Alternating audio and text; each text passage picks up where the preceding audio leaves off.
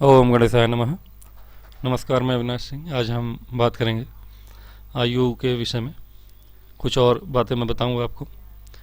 आशा है कोई ना कोई लाभ होगा। और हाँ, आप लोग लाइक सब्सक्राइब करें। शुरू करते हैं। आयु के विषय में 2-3 सूत्र मैं बता चुका हूँ। कुछ और सूत्र हैं जो बता दूँ। मान लीजिए कि पहली बात तो एक बार देख लीजिएगा, अगर कुंडली है आपका, जन्म कुंडली में लग्न कुंडली देखिएगा, जहाँ पे D1 लिखा होगा, है ना, D1 या फिर लग्न कुंडली लिखी रहती है। उसमें पहले देखिएगा कि लग्न में जो नंबर लिखा है, ठीक है, तो लग्न में लिखा हुआ नंबर यदि आपके देखिएगा सूर्य के मित्र हैं कि नहीं। सूर्य के मित्र कौन कौन हैं? सूर्य के मित्र हैं अथवा सम हैं अथवा शत्रु है। ये तीनों चीज़ें देख लीजिएगा, उस हिसाब से फल भी मिलते हैं। मतलब सूर्य के मित्र हैं अगर, है ना, मित्र हों सूर्य के तो दीर्घायु होता है। अगर सम है तो मध्यायु होगा, मध्यायु। और शत्रु होंगे तो अल्पायु समझिएगा।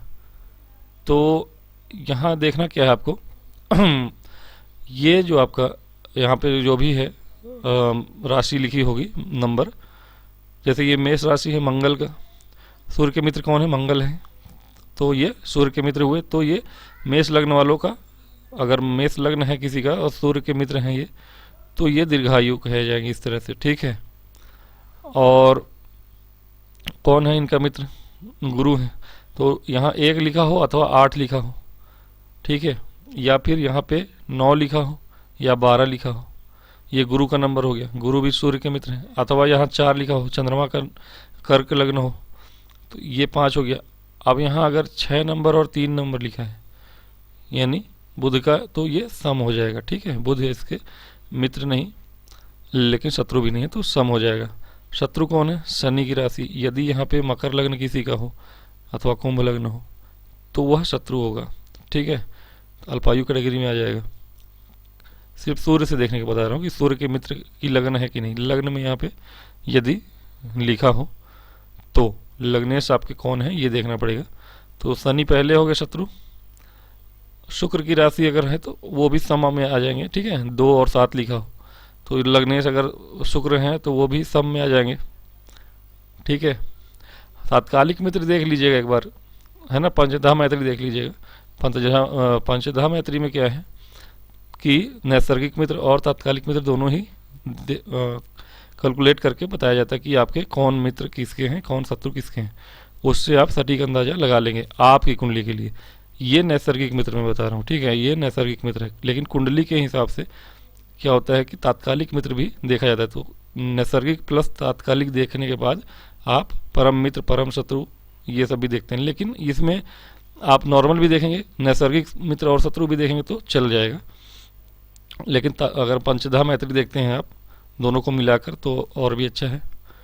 तो उस हिसाब से देखिए कितनी राशियाँ हो गई यहाँ पे। 2 मंगल की राशियाँ, 2 गुरु की राशियाँ, 4 और 1 चंद्रमा, 5 राशि ये हो गए आपके। 2 बुध की राशियाँ, 7। तो 7 राशियाँ सम में आ गई। मान लीजिए 2 शुक्र की राशियाँ भी 9, है ना। और स्वयं 5 नंबर सूर्य स्वयं हो अगर तो ये 10 हो जाएंगे। मतलब सिर्फ शनि महाराज हैं जो शत्रु में आते हैं नैसर्गिक रूप से। शुक्र को आप शत्रु नहीं बोलते, सम में ही गिनेंगे। तो कुल मिला के 10 और 11 नंबर के लिए अल्पायु का जोड़ सकते हैं आप। बाकी के लिए बुध और शुक्र के लिए आप मध्यायु जोड़ेंगे। बुध और शुक्र की राशियों के लिए, 4 राशियों के लिए मध्यायु, 2 राशियों के लिए अल्पायु और बाकी के 6 राशियों के लिए आप दीर्घायु कह सकते हैं। अच्छा, इसी प्रकार से आप देख लीजिएगा कि लग्नेश तो हो गए, अष्टमेश से भी देख लीजिएगा एक बार। लग्नेश और अष्टमेश में मैंने बताया था ना कि लग्नेश और अष्टमेश आपके चर, स्थिर और द्विस्वभाव में हो तो आपके योग बनते हैं दीर्घ, मध्य और अल्पायु के। तो उसी प्रकार लग्नेश से मित्र देखा आपने तो अष्टमेश का भी मित्र देख लीजिएगा कि अष्टमेश के मित्र कौन है कौन नहीं है। तो अष्टमेश से भी अगर देखेंगे आप लग्नेश सूर्य के मित्र हों तो ठीक है, लेकिन अगर अष्टमेश से भी देखेंगे मित्र राशि में हों तो और अच्छा है। ठीक है, जैसे कि अष्टम भाव के स्वामी जो भी हैं वह अपने मित्र राशि में बैठें तो आपके दीर्घायु होंगे, और अगर सम की राशि में बैठें तो मध्यायु होंगे, और शत्रु राशि में बैठें तो अल्पायु होंगे। इस तरह से आप चेक कर लीजिएगा। ठीक है, और बात करें अगर दूसरी चीज़ कि, अच्छा एक चीज़ और बता दूं कि सबसे महत्वपूर्ण क्या है आपका कुंडली में। सबसे महत्वपूर्ण ये है कि कई चीज़ें बता दी मैंने, लग्नेश, अष्टमेश, आत्मकारक और लग्न, चंद्रमा और शनि, ये बहुत सी चीज़ें बताई थी मैंने। तो ये सारी चीज़ों को देखने से आदमी कन्फ्यूज होता है कि यार कितनी चीज़ों पे टिकेंगे हम। मेन देखिए टिकना कहाँ पे होता है आपको, सबसे ज़रूरी है आप देखिएगा कि लग्नेश और अष्टमेश इन दोनों में से कौन बली है। ठीक है, जो बली होगा उसी से आप आयु का निर्धारण करेंगे। ठीक है, आयु निर्धारण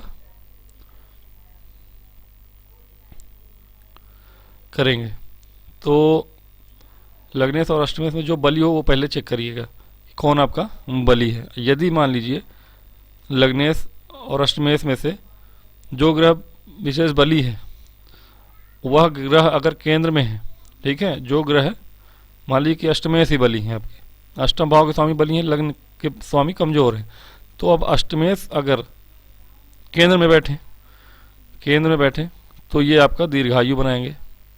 ठीक है, ये आपका दीर्घायु बनाएंगे। यदि अष्टमेश आपके यहाँ कहाँ बैठे, पनफड़ में बैठे, ठीक है, पनफड़ में बैठे 2-5 या अष्टम भाव में ही बैठे या 11वें में बैठे तो ये आपका मध्यायु बनाएंगे। ठीक है, पनफड़ में हो तो मध्यायु बनाएंगे। और यदि अष्टम भाव के स्वामी आपके आपोक्ली में बैठे 3-6 और 9-12 तो आपके अल्पायु बनाएंगे।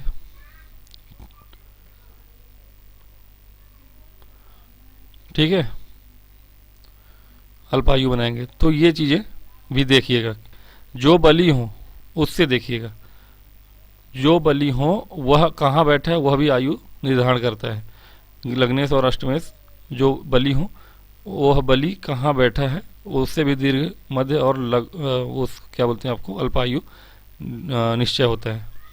एक चीज़ और है कि जैसा कि पूर्व में मैं बताया, अष्टम भाव स्वामी और तृतीय भाव स्वामी यह दोनों ही आयु बताते हैं। कैसे, ये अष्टमेश आयु भाव है तो अष्टमेश से अष्टम है तृतीय भाव, तो ये एक तरह से द्वितीय आयु भाव कहा जाता है। ठीक है, तो अष्टमेश और तृतीयेश ये दोनों ही आयु निर्धारण में काम आते हैं आपके।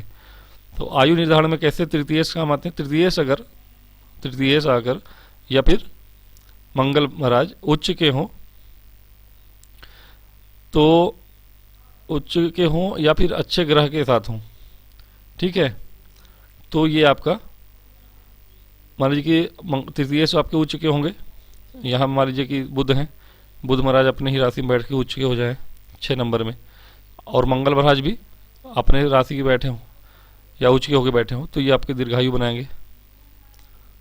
ठीक है, ये हो गया आपका। और उसके बाद क्या है, तृतीयेश आपके मंगल शुभ स्थानों में हो जैसा बता दिया, या तृतीयेश आपके केंद्र में रहें, कुल मिला के तृतीयेश उच्च में हो तो ठीक है, नहीं तो केंद्र में हो तो भी दीर्घ आयु योग बना ही देंगे। ठीक है, केंद्र में होंगे, मान लीजिए बुध महाराज यहाँ मिथुन राशि के मालिक हैं, तो केंद्र में हो चारों पे तो दीर्घायु योग बनाते हैं, या शुभ ग्रहों के साथ हो, कम से कम मंगल शुभ ग्रहों के साथ हो। फिर वही केंद्र में है तो दीर्घायु, पनफड़ में है तो मध्यायु, आपोक्लिम में है तो अल्पायु। ठीक है, ये चीज़ें हैं 2, 5, 8, 11, ये आपका फनफड़ हो गया।